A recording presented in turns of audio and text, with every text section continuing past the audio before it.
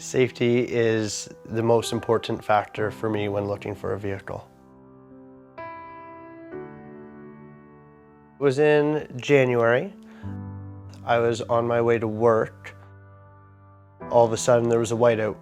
So I could just see the outline of the roof of the vehicle in front of me. And then all of a sudden, the roof line started to get closer and closer real fast. So I swerved out of the way, and as I passed that vehicle, I saw that it was crunched up against another vehicle. And there were cars absolutely everywhere. They were against each other, against the guardrail and the ditch. So I swerved one way, swerved the other. I avoided two other cars, and I was aiming to get in between a pickup truck and a big dump truck. And I couldn't make it. It just wasn't, the hole was not big enough for my car to fit through. And when I hit the back end of this gravel truck, I came to an immediate stop, and all the airbags had went off. And before I could really even think, a much louder crash and bang came from behind me as I was struck a second time by a gravel truck. As I looked around the car was slowly crumpling in towards me. And to be honest, I thought that was it. That was the end. It was probably the most scary thing I've ever been through. And then everything stopped. It was dead silent. And I kind of just wiggled my toes to make sure that everything was still working. It was. I unbuckled my seatbelt.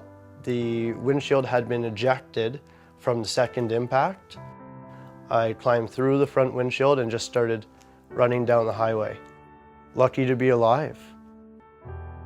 I believe wholeheartedly that the design and the safety specs that went into that vehicle specifically are what led to me being here to be able to tell my story.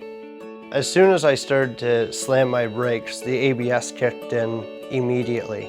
That's what allowed me to actually maneuver around the vehicles. So if it wasn't for that, I probably would have hit the very first car, and in turn, the impact that came later on would have been much more severe.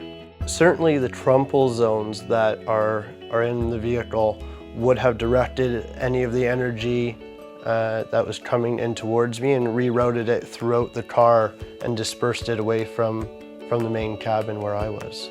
So I just wanted to get into contact with someone just to say thanks.